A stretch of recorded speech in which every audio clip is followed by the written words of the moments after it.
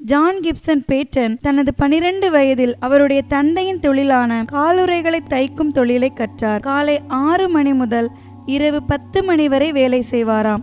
உணவு இடைவேளை நேரத்தில் தனது நேரத்தை மிச்சப்படுத்தி தன்னை ஊழியத்திற்கு ஆயத்தப்படுத்திக் கொள்ள லத்தீன் மற்றும் கிரேக்க நூல்களை கருத்துடன் பயின்று வந்தார். தனது தந்தை முழங்கால் படியிட்டு புறஜாதி மக்களின் இரட்சிப்புக்காக கதறி ஜெபிப்பதையும் அந்த ஜெபத்தில் அவர் தேவ பிரசன்னத்தை உணர்வதையும் இவர் பார்த்து, நானும் தேவனோடு இதே போல் ஒரு நண்பனைப் போல பழக வேண்டும் என்று ஆவல் கொண்டாராம். ஜான் பேட்டனின் சிறு வயதில் ஒரு சூழ்நிலையில் உருளைக்கிழங்கு விளைச்சல் குறைந்து உணவுப் பொருட்களின் விலை பல மடங்கு அதிகரித்ததால் ஜான் பேட்டனின் குடும்பம் பசி கொடுமையால் வாடியது. இந்த நிலையில் இவர்கள் இருக்கும்போது ஜான் பேட்டனின் தாய் யாரிடமும் எந்த உதவியும் கேட்க மாட்டார்.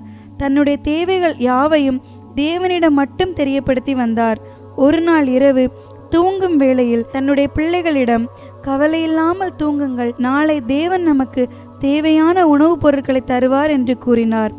ஜான் பேட்டனின் குடும்ப சூழ்நிலைகளோ தற்போதைய நெருக்கடியோ சிறிதும் அறியாத அவர்களின் அம்மாவின் தந்தை தனது மகளுக்கு ஒரு அன்பின் காணிக்கையை அனுப்ப வேண்டும் என்று தேவனால் திடீரென்று உந்தப்பட்டபடியால் ஒரு பை நிறைய அவர்களுக்கு தேவையான அனைத்து பொருட்களையும் அனுப்பி வைத்தார். அது ஜான் பேட்டனின் தாய் கூறியது போல் மறுநாள் அவர்களுடைய கையில் கிடைத்தது. இவ்வாறாக எங்களது தாயின் ஜெபத்திற்கான பதிலை பார்த்து ஆச்சரியப்பட்டு போன எங்களுடைய தாய் தம் அருகில் சேர்த்து கொண்டு தேவனின் நல்லீவுக்காக நன்றி கூறினார்கள்.